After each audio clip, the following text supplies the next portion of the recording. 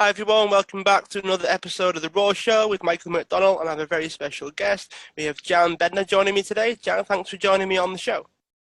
Hey, thanks for having me, Mike. So Jan is the founder of ShipMonk. He is a TEDx speaker and he works with a lot of companies and businesses and entrepreneurs around fulfillment and logistics and using technology to help us do that. So what I thought we would do, Jan, is start with your background, if that's okay. So could you share with me and our listeners where you were born and what it was like for you growing up? Sure. So I was born in the Czech Republic in the 90s, so early 90s. I'm 26 now, and so I grew up, in the Czech Republic, kind of in a small town, about an hour north of Prague.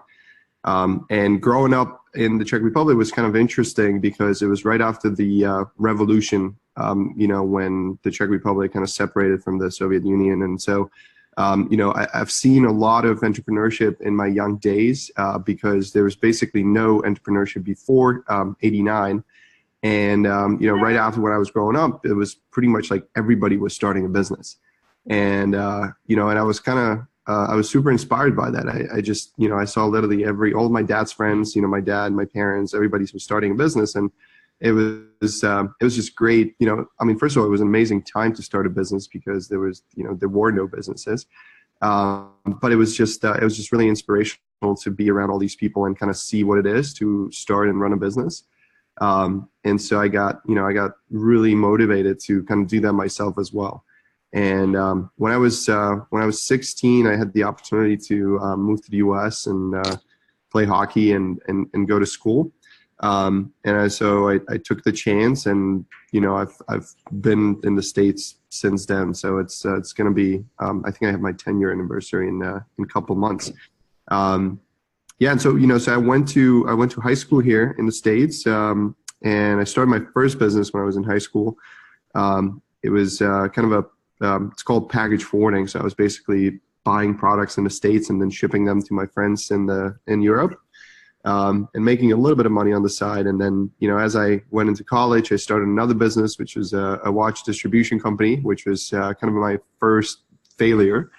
I overthought things a little bit, and I thought, I basically spent 6 to 12 months just, working on that business and really preparing it to try to make I thought that it has to be perfect before I launched it. And, when I launched it, I realized I have nobody that wants to buy the product. So that was kind of a hard lesson. And I realized hey, this is not really the way I should be doing business. And so, when I was right by the time I was graduating, I started another business, which basically now is ShipMonk, although we actually pivoted a little bit eventually. But and I've been on it ever since. So, it's going to be about 4 years now. And it's been kind of a super exciting journey. Cool. It seems like you tried to start the business. Was seeing other people doing it was your motivation to start? But after the kind of the different businesses that didn't really take off or realized that people didn't really want the products, what kept you going? I think it was just not giving up kind of attitude, and I was young, so I didn't really have much to lose. And this is another thing that I talked about in my TED Talk. I think, when you're young and you're in school, if you have a business and, you put all of your money into it and you lose it all, you still can keep going, right? You don't really necessarily have people that are depending on you yet. And so it's just easier to, maybe have a part-time job, make some money, and then put them into another venture or, whatever you want to do. And so for me personally, I've been reading about it, and I've been listening to a lot of successful entrepreneurs talk, and pretty much everybody says, look, it's not a bad thing if the business doesn't work out, the first time, and it typically doesn't, right? You need to go through a couple failures before you actually make it. And so I've kind of lived by that philosophy, and I said, look, if it's just a lesson, and learn not to do it that way. And then that kept me going and just continue to pursue my dreams. So you had this idea of the the non-giving up attitude. Was that something that you've always had? It's something that you probably have to this day, or is it something that was trained into you by people or by experiences? I mean, where do you think that comes from? So yeah, I think it was a I think part of it is probably something you're born with. I think it's something that um, you're just kind of more tolerant to risk, and you just want to do certain things that other people probably wouldn't be comfortable doing. And the other thing is just for me personally, it was my dad started a business when I was very young. I was a kid, and he had a small transportation company, and I was just I just saw him kind of take it from very beginnings to where he took a couple of years later, and then kind of having that freedom to do what he wants to do. I think was really what motivated me to start a business as well. To really not just financial freedom, but also just the fact that you don't have to show up at work at 9 in the morning every single day. Like you can go play golf, or you can take a trip to the Alps, or whatever you want to do. Like if you have the right people that help you run the company, you can do that. And compared to if you're in a corporate career, no matter how high you are, you can be the CEO of a huge corporation. You can't just pack up and go for a week without letting anybody know. It's just different. So that's probably why. So it's almost like the the lifestyle of someone that runs their own business is it's almost like the appeal that happened from an early age, which is quite cool. So take us to because you mentioned starting ShipMonk quite early on in your development. Obviously, you'd started a few businesses, but this was reasonably reasonably early when you found something that kicked off. What was the difference between that and the previous businesses? Great question. So I think the one thing that when I was in school, I mentioned to you earlier, when I was still in high school, I started this business of buying stuff here in the States and then shipping them internationally. And I've been doing that throughout college, and I basically just made a little bit of money over Christmas, and then during the year it was kind of dead. And so when I was graduating, I was like, look, I have two options. I can go find a job, or I can try to do this full time and see if I can make anything out of it. So I've applied for a couple of business bank competitions, and somehow I've gone through them and got the first place and got some cash and mentors and kind of space to work from. And so that gave me a lot of confidence, because it kind of told me like, hey, this is actually not a bad business. It's it could actually work. And so I started working on it full time and really kind of be focused, and the business was doing okay. But I think the one thing that I wasn't doing much was really looking at, like, kind of listening to customers and trying to figure out what is it that they actually want. Because we were trying to really sell something that was, that there was a need for, but it just wasn't a huge market, especially with kind of market conditions that were happening at the time. And so, what I really started doing is, actually I got approached by a few businesses here in Florida. And, they said, hey, can you, I see you have a warehouse. I read something about you in the newspapers, and, it looks like you know what you're doing. Can you store our products for us, and then ship them to our customers as they sell online, so that we don't have to? And I was like, well, that's, not exactly what we do, but well, why not? I mean, it's more business for me, and it sounds easy enough. So when I got into that business, and soon enough learned that there's a huge demand for that specific industry, where you just really want, like, the small and medium sized businesses are looking for that fulfillment partner that basically manages all of that. So the e-commerce entrepreneur have that freedom to travel anywhere they want, and don't really have the overhead of having a warehouse or employees in the warehouse, and kind of the operational challenges that typically come with it. Right. So you've you've worked with a lot of people that run their own businesses. You probably have a lot of stories to tell regarding people that make it and people that don't. You mentioned listening to customers, and then obviously using that to form the business or the product or the service. Excuse me, a bit of a frog in my throat today. It's been happening all day, so apologies to those listening. Having that as something that you can take away, this ability to listen to customers or clients before you then go out and create something so that you know that it works. But what else have you noticed when working with these businesses and companies that you can sort of see as either a common theme or maybe there is a particular outlier that does really make it and they're the only person or only company that has this one thing? What have you noticed when it comes to working with different types of businesses? Yeah, so I think there's, so we've seen, I've seen probably over, 700 to 1,000 e-commerce companies kind of, work with us and see what they do right, what they don't do right. I don't think there's one kind of silver bullet that would be like, okay, this is what you do and you're going to be successful. I mean, it's always a combination of a lot of different things. But, from my experience, the number one thing is obviously a product, right? Like you need to have a great product that is, that is something your customers want and it's something your customers need and it's something unique. So, there's not 50 other people that are selling it, next door. That's probably the first prerequisite. The second that we see is to be an amazing marketer.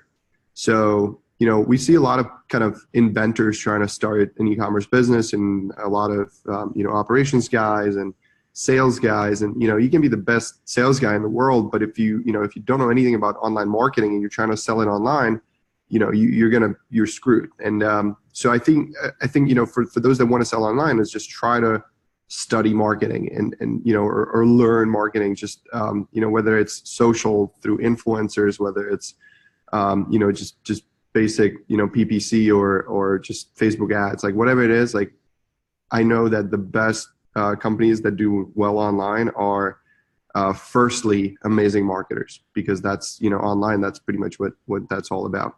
And third, you have to be lean. Yeah. Don't try to hire 50 people and try to like get this company off the ground. Like you can, we have a couple of customers who are literally a one-man show and, they do 5-10 million in sales online and they live in Bali. So it's like, you can, there's a lot more you can do with just yourself and outsourcing a lot of these different components of the business compared to, trying to build a huge company and then, kind of, because then again, you're building the overhead and it becomes kind of cumbersome. So I think being lean is super important in e-commerce as well. That's probably something that not many people either are exposed to or might even think is possible, because just hearing you mention, okay, we got a one-man show that's doing 5 or 10 million in sales, it's like, well, they seem like almost like the exaggerated part of the scenario or situation or anything like that. It seems like very exaggerated, one person and is a multimillionaire every single year. It seems a bit exaggerated, but from someone that that works with a lot of businesses and a lot of companies, I would imagine that you might see more of those than your average person. So I quite like the way that you said sometimes being lean is the way to go. So how do you balance out between doing things yourself and getting to that point, or deciding to hire people and to scale that way? Is there a point where you make that decision, or is it purely based on like what the goals are or the aspirations are of the owner or the CEO? How do you distinguish between what businesses to scale in terms of just the income or just the growth of the business versus growing it in terms of staff or by other means? Sure. I think the number one thing that every entrepreneur needs to understand is to understand their own skills and abilities and capabilities, and be very critical of themselves. So, in other words, when you start a business, you kind of some people think they're the best at everything, and then for them that that would be kind of hard to ever hire anybody. But Yeah. you know, I think it's really important to understand your strengths and weaknesses. And you know, for me, for example, when I was starting out, I knew what my weaknesses are, and I knew who I have to hire first to kind of fill in those weaknesses. And that's where every business is unique, because you know, in for example, in e-commerce, you know, if your strength is not, you know, let's just say product sourcing, you know, you don't necessarily need to hire a product sourcing person, because you know, you might not even have the needs to do it full time, or you know, it might not be worth it. So it might be easier just to find, you know, either a consultant or a company that specializes in it, and you know, just pay them a one-time fee to help you source the product, and then you can kind of take it from there. You know, same with whatever it is, finance, copywriting, marketing, right? Like there's ways you can stay lean by not necessarily hiring the people, but just outsourcing it to the right company or a person. And I'm not, you know, there's definitely certain elements of the business that are not ideal to outsource, where you're not going to get the quality. For example, typically I think marketing is one of them, because that's such a core piece of the business that, you know, if you outsource marketing, then what is it that you're actually doing? You know what I mean? Like it's, I mean, there's certain parts of marketing that you can outsource, but overall, like it's you know, e-commerce, like that there's core to that business that you should stay strong in. And whether that's your strength or where you hire somebody for that, you know, you really want to focus on it. But you know, I think a lot of like people are trying to do way too many things, and then it kind of, they get overwhelmed and then they don't really do well. So you know, I think it's because it's really hard. That's another thing. It's really hard to find, you know, good people and find them the first time. You know, you're typically going to go through a couple before you find that one that, you know, that's going to be the superstar that's really going to work for you.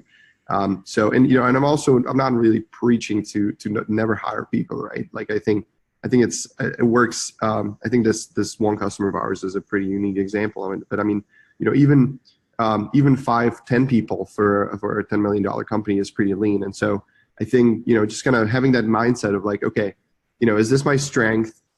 If yes, you know, do I want to do it, or do I want to hire somebody for it? And then if it's not my strength, you know, is it worth it for me to hire a full-time person for that job? Or should I try to find kind of a consultant or an outside help, somebody that, you know, is going to be a little more expensive, but I might not have the need to have them full-time. So that's kind of the thought. Yeah, that sort of makes sense, because then it's almost like it doesn't matter whether you're good at it or not. It's about how much time are you having to dedicate to that thing in order to make it happen. Because you could be amazing at something that might take you 10, 20 hours a week, but if you want that time for something else, then it seems natural to either try to automate it or hire someone else that can do it. I mean, it doesn't seem like it's a purely strengths and weaknesses type thing. It's almost like return on investment or Prioritization. I mean, I think yeah. I mean, it's all about, you know, when you're running the company, I mean, at one point, it's all about delegation and prioritization, right? Like figuring out how to do that. Yeah, and it also comes across, at least to me, that it's got to be a case-by-case basis. Like, it seems very hard to just go, okay, once you've got to this amount, or once your plate is at this point, then you need to delegate some of it. You need to automate some of it.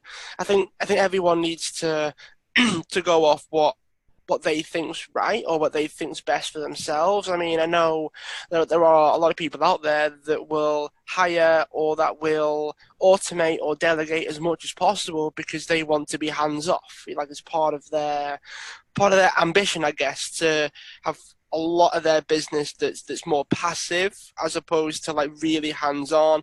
And then there are some people that prefer the hands on, so they would rather not hire anybody apart from the things that they're not so good at. Everything that they're good at, that they enjoy, they can do that themselves and they don't need to hire it. I think it very is much on a case-by-case basis for sure. Yeah, absolutely. So where did you go from here then? So once you launched ShipMonk and you started to maybe understand what your strengths and weaknesses were, maybe? Or what was the first 6 or 12 months like once you started?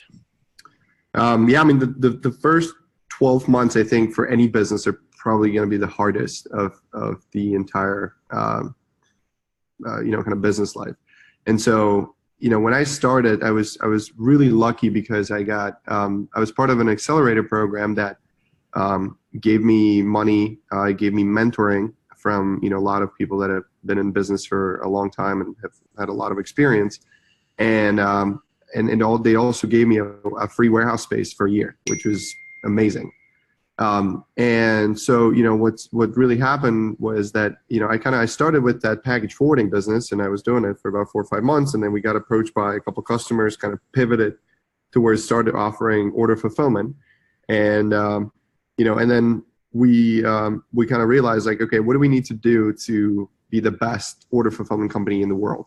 What are some of the things that we need to do to be able to be better than everybody else? And, the first thing that came to mind right away was technology, because most of our competitors, logistics companies, are not very good at technology, and they're very old school. They do things manually. They, import, export files and through FTPs, and it's just, really kind of not the way that modern e-commerce companies operate. And so we say, okay, let's build a platform that's going to completely automate that fulfillment process and offer an amazing service. And with a combination of those two things, we can really do it. And so we kind of embarked on that journey. And that's what, we had our kind of let's just say a 5-year goal of, becoming the most innovative and the best fulfillment company for small and medium-sized businesses. And, we started doing kind of everything to get towards that goal. And so, my first hire was a CTO, or it was he really wasn't a CTO when I hired him. He was a developer. He is now a CTO, but, he was the guy that really started designing and architecting the platform to figure out how it's going to look like, and was starting to build a prototype. And, then eventually we hired, because once we had that platform, we need to bring customers in. So we hired a salesperson, who's now our VP of sales, and then a marketing person who is now our chief marketing officer, and just brought these kind of the core team in. And all these guys, by the way, they've been with us since the beginning, and they're still with us today. And so we've built that kind of the core team, and just started growing it exponentially from there. One step at a time, and we've gone through a lot of growing pains. We grew too quickly, couldn't really handle some of the volume, and so we had to scale down a little bit and kind of improve certain parts of the business, and then it's just kind of been growing up from there. So it's been a fun journey since then. Yeah, I mean, it seems like you went the staff route. I mean, was that a decision that you made yourself, or was that something that sort of happened that you needed to do? I mean, what was the thought process like behind that? Yeah, so unfortunately, in the business that I'm in, there's not really an easy way to not hire people. In other words, there's like in e-commerce, you can be extremely lean, right? Like you can literally be one person and run a business that does a couple million in sales. In the business that I am in, because you're handling physical products, because you have warehouses, because you need to have people in those warehouses, you can't really run as lean as with e-commerce, for example. And so, although we've always been extremely frugal, and we've bootstrapped the business, we've never raised money. And so we never spend more money than we made, because obviously that's kind of a bet. It's a basic math problem, but most people still don't get it right. But we, when we were still kind of in the early stages, one of our key philosophies was let's be lean. And so, although I hired these 4 guys, like that was, from my standpoint, there was nothing I could have done to, it was already getting bigger where I could have not handled those roles myself. And so, I really didn't really have a choice. But we still, if I compare myself to another competitor, we're extremely lean because we use a lot of technology to offset some of the, I would say, manual things that a lot of, humans or employees would typically do. So, although we do have a lot of people now, I think we're still very lean compared to kind of a typical logistics company. Yeah, that definitely makes sense. I mean, just from the things that you've said, I mean, I think technology is going to change quite a lot in terms of businesses and industry and things? Where do you see technology going in terms of your business, and then maybe you could even broaden it out as business as a whole if you wanted to? I'm sorry, you broke up a little bit. Can you say that one more time? Yeah, sure. So how do you see technology impacting your business maybe in the future? And also you could maybe broaden it out to business as a whole in terms of how technology has impacted businesses. Yeah, I mean, I think dramatically, it's done a phenomenal job for us, because I think if you use technology the right way, it can really give you the competitive edge, and push you in front of your competitors, even if they've been around for 30, 40 years. I mean, that's exactly what's happened to us, right? We came into an old school industry where technology was not as important as, experience, for example. And, we kind of changed that. We really took technology and we built it for our purpose. And we started taking customers from people that have been in business for 40 years, but we've just had better technology and made people's life easier. And so we won the business. And, you can literally find every single business category where technology is just not being used the right way by companies. And, if you're technology savvy, you can kind of think outside the box, figure out what the use of technology might be for that specific space, and kind of do the same thing we did, just change the industry by doing things differently. And, you can do it like in our case, we're, a combination of a technology and a service company. So, we do provide service through technology, but, there's obviously a lot of, you can just do a software company, or you can do what we did. But I think technology in general, and it's going to happen even more in the future with automation and robotics, and kind of bringing, a lot of tasks that are being performed or have been being, performed by humans for the longest time, are now going to be, taken over by computers and robots. And, we see it in the warehouse industry. I mean, there's so many tasks that, we're kind of looking at replacing humans with machines. And, it's just the way it is. And so I think it's just really important to look at, what can technology do for you and your business, and kind of try to stay on that cutting edge of don't be afraid to innovate in a way. Like, just try to go for it, and see what it can do. Because typically we've seen it do, incredible things. Yeah, it seems like there's this technology everywhere. I mean, I found just the other day, really, where you can do like bulk text messages now, and you can set up processes that that automate themselves. Like, it's crazy. It's almost amazing to find something that improves, whether it be your efficiency or the speed at which you can do things. It's getting quite it's getting quite fast now. Like, it's it's almost everywhere. It's almost everywhere that you see where technology is stepping in. Someone creates something that completely changes the game. It completely changes everything about the way that you can run your business. But how do you actually find those things? I'd imagine apps and software is being created all the time. How do you actually find the things that you're looking for, and how do you keep on top of it and keep ahead? Well, I think, I mean, from my standpoint, I mean, you can always use what's out there, and kind of, and that's quite honestly pretty challenging, because there's so many things out there that, and typically you need those things to work together. So, that in itself is a whole, is a role in a company, or as a full-time person, just to kind of figure out, like, okay, what's the technology we can use to make our business easier. But I think there's a lot of, like, from my standpoint, the power of technology is to create it. So, to really look at what your business needs are, and kind of draft down and say, okay, in an ideal world, if, I can automate this process through an app, or a process where the technology automates it, then I would just say, just build it yourself. Because then, not necessarily yourself, unless you're a programmer, but hire a developer and have them build it for you, because that's going to put you, in front of everybody else who's just using the stuff that's available for everyone. So, and that's kind of what makes you unique, and that's what, is going to help you be your competitors, because you're going to have something that nobody else has. And, if you're just going to use tools that are out there, I mean, everybody can do that. but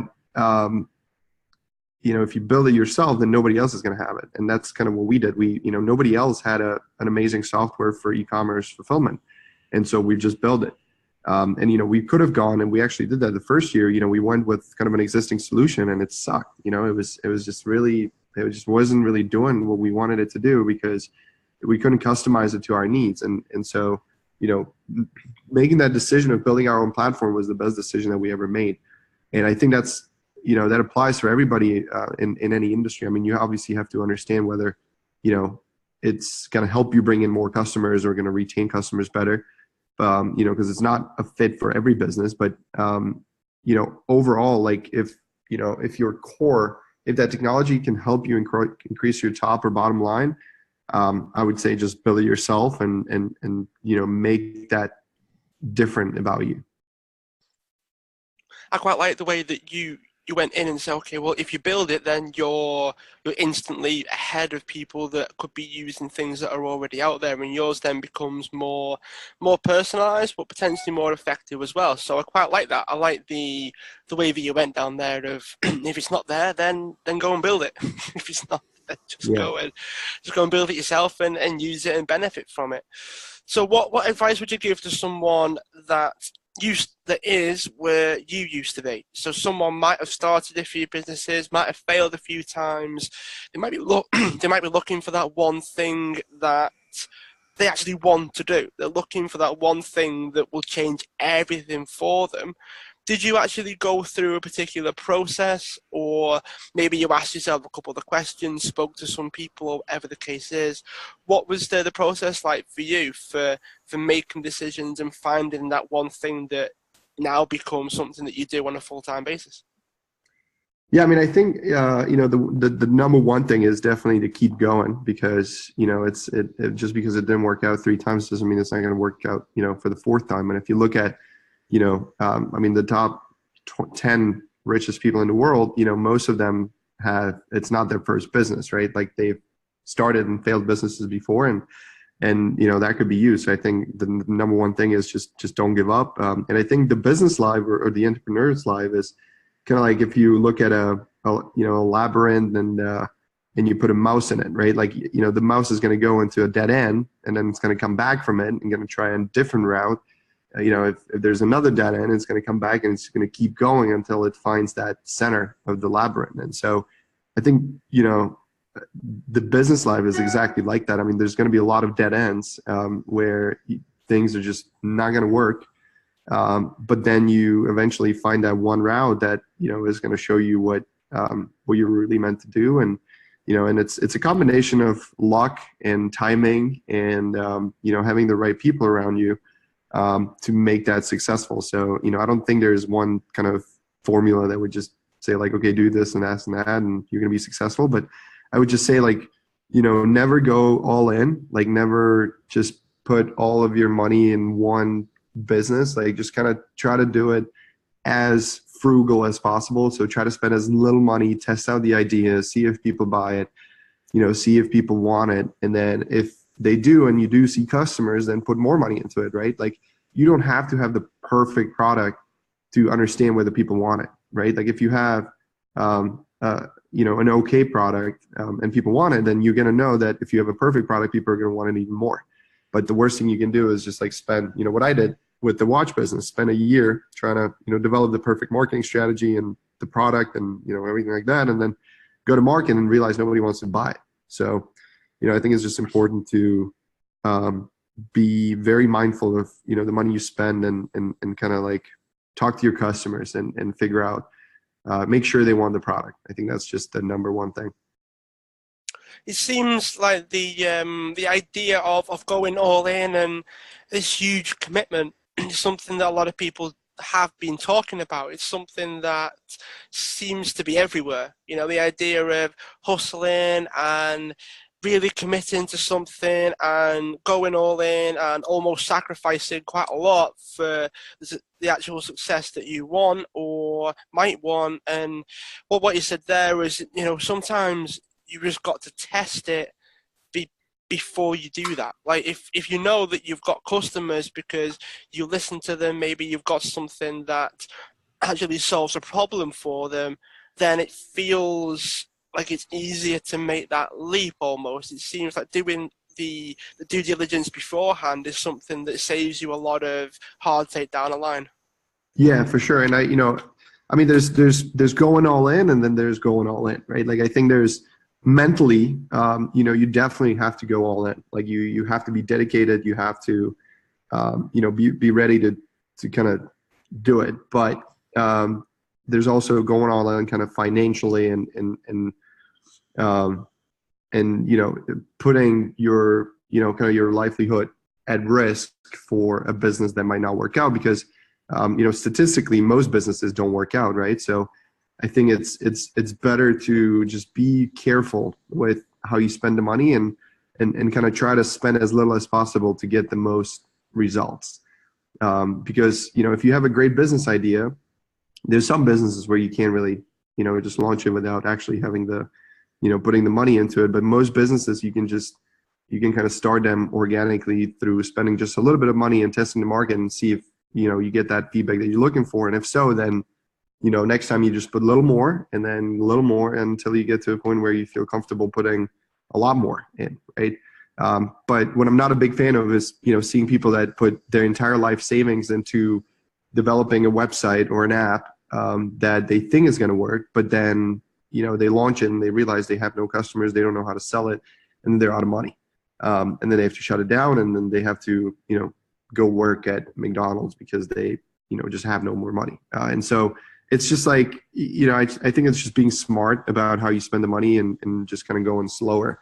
Don't that's another thing I think that people a lot of time expect is like they want to succeed super fast and super quickly, and nothing happens overnight. And I think that's what a lot of kind of entrepreneur celebrities are selling, is that like you like the overnight success story, right? But I don't think that even exists. I think there's tens of years or years at least of hard work behind every success story. And so don't think that like if you're not doing great in 3-4 months that it's a bad thing. I think it just takes time to to be successful. It doesn't really happen overnight ever.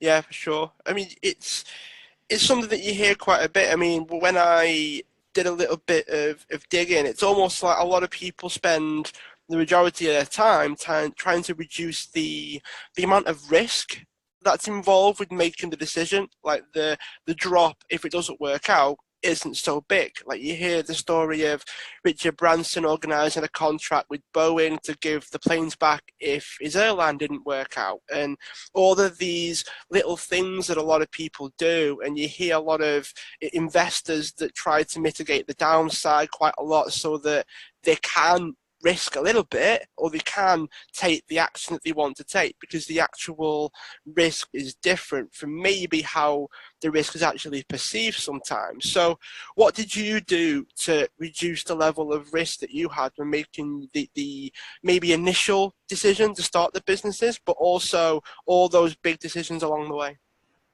So, I mean, I think for me, it was, because we've never raised money, I kind of lived by that philosophy. And I was raised in that philosophy too. So I think that probably helped me as well. It was like, okay, you can't spend more money than you have. And so, if I know that my net profit is $1,000 a month, I know that I can go and hire somebody for $2,000 a month, because then I'm losing money. And I can only do that for so long until I run out of money. And so, those are kind of some of the things that, I mean, again, it's the most basic math is like, okay, you cannot spend more than you make, but most people still don't get that right. And so what I did from the beginning was I didn't hire a new person until I knew I can afford them. I could have taken the risk, and I probably could have, hired them for 3-4 months and kind of take the risk of doing it. But I didn't. I first made sure that I'm making enough money to be able to afford the next person, and then I hired him, right? And I wasn't really making any money myself. I was just kind of going all in, just kind of living off of, what I could. But, but I always made that next step, that next investment, at the time that I could afford it. I never took more risk than was necessary. And, I think there's a downside because of that. And then there's an upside, right? The upside is we were safe. There was never a risk that we're going to, run out of money because we're always profitable. But the downside was, if we did take more risk and we did spend more money than we made, and it would have worked out, we could have grown faster. But I was comfortable with the growth that we had, and so I didn't really have to go through kind of taking too much risk to do that, if that makes sense. Yeah, it does. How did you distinguish between what was necessary and what wasn't necessary? So a lot of people, I'm sure, will have different goalposts for that. They'll have different processes or, just a different way of analyzing certain situations. But what was yours? I mean, how did you know the risk was necessary versus how did you think, I probably shouldn't do that? Yeah, that's a great question. I think everybody has kind of a different look at things in terms of what's necessary and what's not necessary. And you as a founder, like if you hire people and you're going to be frugal or cheap or whatever you want to call it, I think you might have. I mean, people, the people that are going to work for you are not going to understand why you don't buy certain things or why you're going around the office and shutting lights off to save on electricity or, whatever it is. I mean, in the beginning, you really should try to eliminate any unnecessary expense. So I kind of, my personal rule is like, okay, is this helping us grow?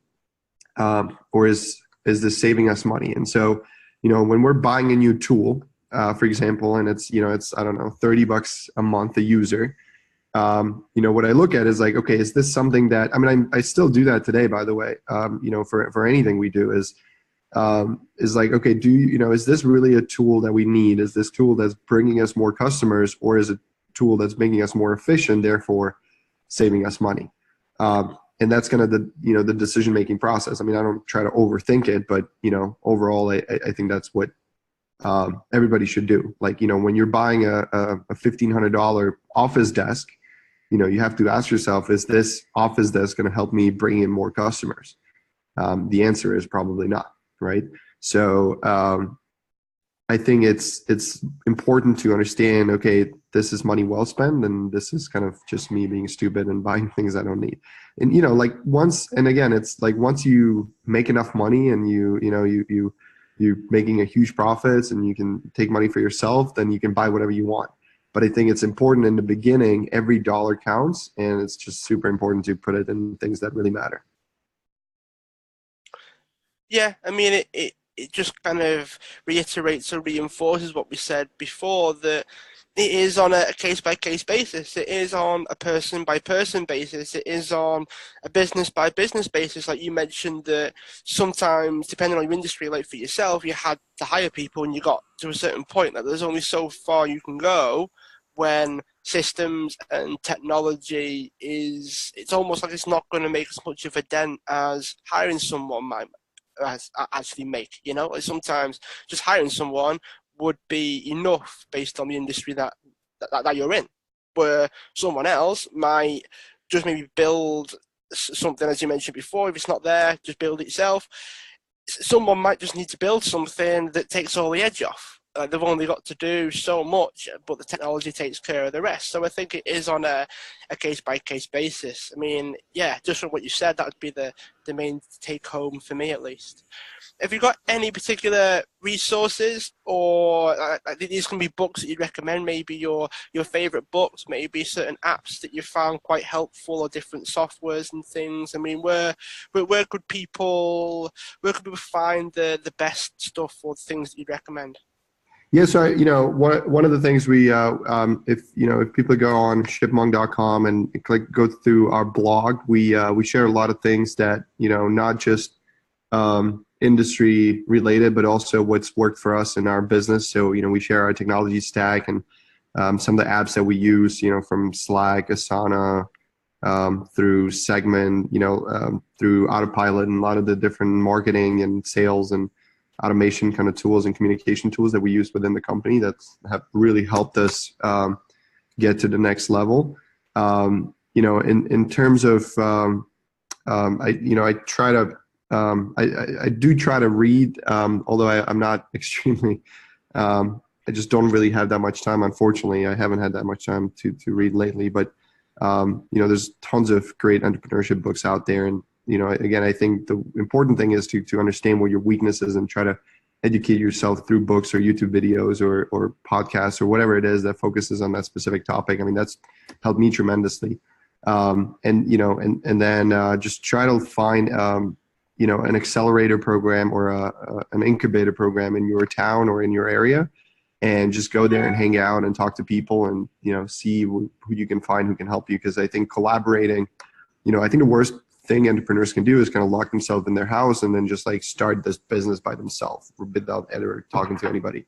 It's like, it's important to kind of go out there and talk to people, network, and, because you never know who you're going to meet who can introduce you to somebody who's going to completely change your business overnight.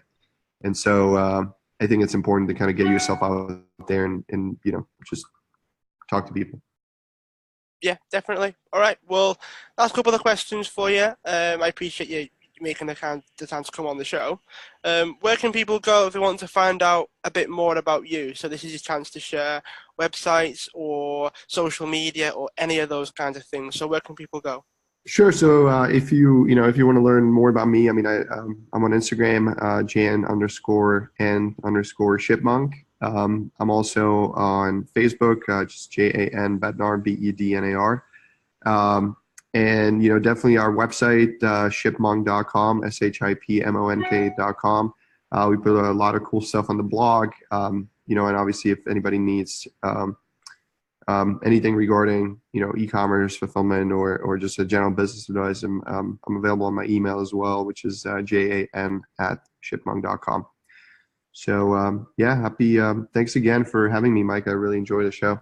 No worries. We've got one last question for you. I ask all the guests this, so we've had everything from funny to serious. So we don't have to talk about what we've talked about so far. We can go completely off topic if you want to. And the last question is, what would you like the world to know about you that it doesn't already know? Okay, that's an interesting question. What would I like the world to know about me? I think I would like the, maybe just the kind of some of the fun traveling, stories and experiences that I have. I do a lot of extreme sports and I just came back from heli skiing from Canada last week, and I'm not very good at sharing those, on social media or and just in general. And so maybe that's the one thing that I would like people to know about me, is that, I'm kind of an adrenaline junkie and do a lot of fun stuff and get really excited doing it. I imagine it being hard to hold the camera while you're doing that, though, to be honest, Jan. It sounds like the kind of thing someone else would have to record or take the picture while you're doing. Sure. That's true. That's why you got to bring friends with cameras. So, yeah. Always, yeah. All right, Jan, well, thanks for being a guest on the show. I appreciate you carving out the time, and I'm sure we'll keep in touch. All right. Perfect. Thanks, Mike.